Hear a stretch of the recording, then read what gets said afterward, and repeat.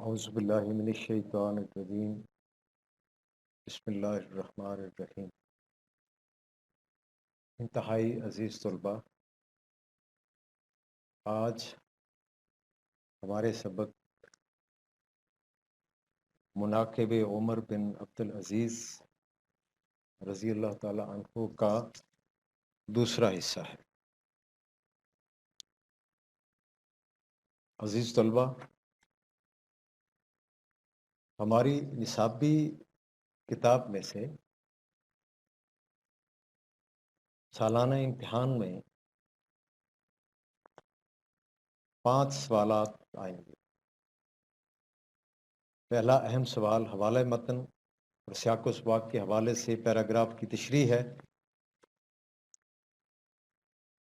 دوسرا سوال جو سبق سے متعلق ہے وہ سبق کا خلاصہ ہے، اور تیسرا سوال نظم اور غزل کے اشعار کی تشریح، یہ بھی کتاب سے ہوگا، اور چوتھا سوال نظم کا خلاصہ ہے۔ اور کتاب میں سے 5 مختصر سوالات، کثیر الانتخابی سوالات آئیں گے۔ ان سوالات کی تیاری کے ساتھ ساتھ اصل جو کتاب نصابی کتاب پڑھنے کا مقصد ہے وہ یہ ہے کہ طلباء سبق کو روانی سے پڑھ سکیں، سبق سے متعلق سوالات کے جوابات دے سکیں، اور حوالہ متن سیاق و سباق کے حوالے سے پیراگراف کی تشریح کر سکیں۔ تو اصل میں مقصود یہ ہے اردو زبان کا جاننا۔ تو آج کا ہمارا زیر نظر جو سبق ہے مناقب عمر بن عبدالعزیز ہے۔ میرے پاس کتاب ہے مناقب عمر بن عبدالعزیز۔ علامہ شبلی نعمانی لکھتے ہیں کہ علامہ ابن جوزی نے جو مشہور محدث گزرے ہیں حضرت عمر فاروق اور عمر بن عبدالعزیز کے حالات میں ایک کتاب لکھی جس کا نام سیرت العمرین رکھا تھا۔ ہم نے یہ کتاب مصر میں کتب خانہ خدیویہ میں دیکھی تھی، جس سے الفاروق کے لیے بہت سی معلومات انتخاب کیے تھے۔ تو گویا اب انہوں نے اپنی اس کتاب کا ماخذ بیان کیا تھا۔ آگے اس کتاب کے اس سبق کے اندر جو چند پیراگراف میں اہم نکات دیے گئے ہیں ان میں جو علامہ شبلی نعمانی نے لکھا ہے وہ کہتے ہیں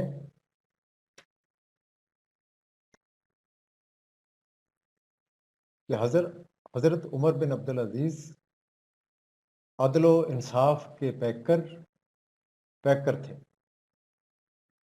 حضرت عمر بن عبدالعزیز مذہب کی مجسم تصویر تھے۔ مذہبی حیثیت سے ان کو عمر ثانی کا لقب دیا گیا ہے۔ عباس ابن ولید بن عبد الملک کے معاملے میں انصاف کے دامن کو ہاتھ سے نہ چھوڑا، اور وہ زمین جس پر عباس نے قبضہ کیا تھا عباس کے قبضہ سے نکال کر عیسائی کو دلوائی۔ گویا اپنے انتہائی قریبی عزیزوں اور رشتہ داروں کے معاملے میں بھی انصاف کے دامن کو ہاتھ سے نہیں چھوڑا۔ پھر علامہ شبلی نعمانی لکھتے ہیں اپنے مضمون میں کہ سلاطین بنو امیہ نے جو جاگیریں رعایا سے چھین کر اپنے خاندان والوں میں تقسیم کی تھیں عمر بن عبدالعزیز نے سب جاگیروں کو ان کے اصل مالکان کو لوٹا دیا اور اپنے خاندان والوں کی مخالفت کی پرواہ نہیں کی، حتیٰ کہ ان کی پھوپھی ام عمر جو خاندان والوں کی طرف سے سفیر بن کر آئی تھیں، بآحسن طریقے سے ان کو واپس لوٹا دیا۔ حضرت عمر بن عبدالعزیز نے اپنی زمینوں کو بھی واپس لوٹا دیا اور مسجد کے منبر پر چڑھ کر اس کا اعلان کیا۔ ان کے صاحبزادے عبد الملک نے اس فیصلے کو سراہا اور آپ کے موقف کی تائید کی۔ سلیمان بن عبد الملک کا بیٹا ابن سلیمان، جن سے حضرت عمر کو بڑی محبت تھی اور اپنے بیٹے کی طرح چاہتے تھے، کے بارے میں عدل و انصاف سے فیصلہ کیا اور ابن سلیمان کی زمین جس کی وہ سند لے کر آئے تھے اور جو کہ حجاج بن یوسف نے ان کو دی تھی، وہ واپس لے لیا۔ عزیز طلبہ، بنو امیہ نے آزادی اور حق گوئی کا استحصال کیا۔ عبد الملک نے اس حوالے سے سخت احکامات جاری کر رکھے تھے اور حضرت عمر بن عبدالعزیز نے اس بدت کو مٹا دیا۔ عبد الملک کا بیٹا مسلمہ نے گرجا کے متولیوں کے مقابلے میں دعویٰ کیا۔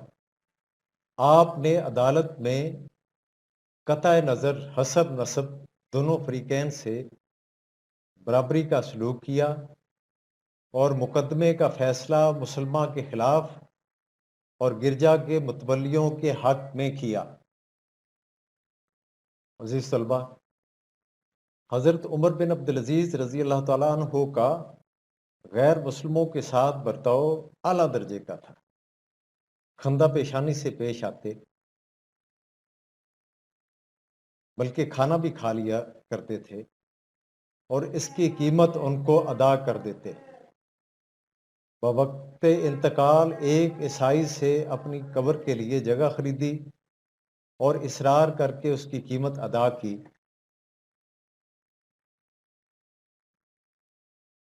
یوں کہہ لیں کہ آپ نے عمومی زندگی گزاری۔ حضرت عمر بن عبدالعزیز سب کے ساتھ یکساں اور مساوی سلوک کرتے تھے۔ خود آپ کی زندگی بھی عام مسلمانوں کی طرح تھی۔ عام مسلمانوں کے لنگر کھانا سے 1 درہم دے کر قیمتاً کھانا کھا لیتے تھے۔ حضرت عمر بن عبدالعزیز رضی اللہ تعالیٰ عنہ میں تحمل اور برداشت بھی خوب تھی۔ آپ انتہائی حالات میں تحمل اور برداشت سے کام لیتے تھے اور معاف کر دیتے تھے۔ حضرت عمر بن عبدالعزیز دل کے غنی تھے، دنیا سے بے اعتنائی برتی۔ خلیفہ بننے سے پہلے اور بعد کی زندگی میں بہت فرق تھا۔ وقت وفات مسلمہ بن عبد الملک نے 1,00,000 دینار دینا چاہے، آپ نے لینے سے انکار کر دیا اور کہا، یہ بہتر ہے کہ یہ رقم جن لوگوں سے وصول کی تھی ان کو لوٹا دو۔ مسلمہ یہ سن کر بے اختیار رو پڑا۔ آپ کا بوقت وفات ترکہ 17 دینار، تجہیز و تکفین کے بعد 10 دینار بچے جو ورثاء میں تقسیم ہوئے۔ عزیز طلبہ، اموی خاندان کے بعض لوگوں نے آپ کے غلام کو 1000 اشرفیاں دے کر آپ کو زہر دلوا دیا۔ آپ کو اس کا علم ہوا تو غلام کو بلایا، اس سے رشوت کی اشرفیاں لے کر بیت المال بھجوا دیں اور کہا جاؤ میں تمہیں اللہ کے لیے معاف اور آزاد کرتا ہوں۔ پھر اپنے بیٹوں کو بلوایا اور کہا دو باتوں میں ایک بات تمہارے باپ کے اختیار میں تھی، ایک یہ کہ تم دولت مند ہو جاؤ اور تمہارا باپ دوزخ میں جائے، دوسری یہ کہ تمہارا باپ جنت میں جائے۔ میں نے دوسری بات پسند کی، اب میں تمہیں خدا کے حوالے کرتا ہوں۔ اس کے بعد آپ نے ایک عیسائی کو بلوایا، زمین خریدی اور اصرار کر کے قیمت اسی وقت ادا کر دی۔ پھر فرمایا جب مجھے دفن کرو تو رسول اکرم صلی اللہ علیہ وآلہ وسلم کے ناخن اور منہ مبارک میرے کفن کے اندر رکھ دینا، اور پیغام ربانی آ گیا۔ تو یہ میرے بھائی، یہ عزیز طلبہ، یہ تھا ہمارا آج کا سبق، عمر بن عبدالعزیز اور اس کے حوالے سے اہم نکات تھے۔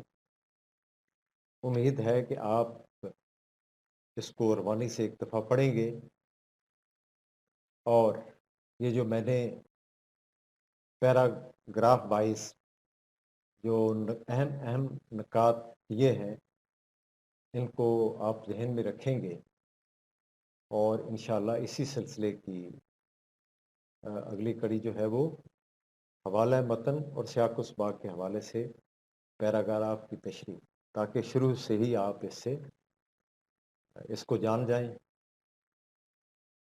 اللہ ہمارا سب کا حامی و ناصر ہو۔ اللہ حافظ۔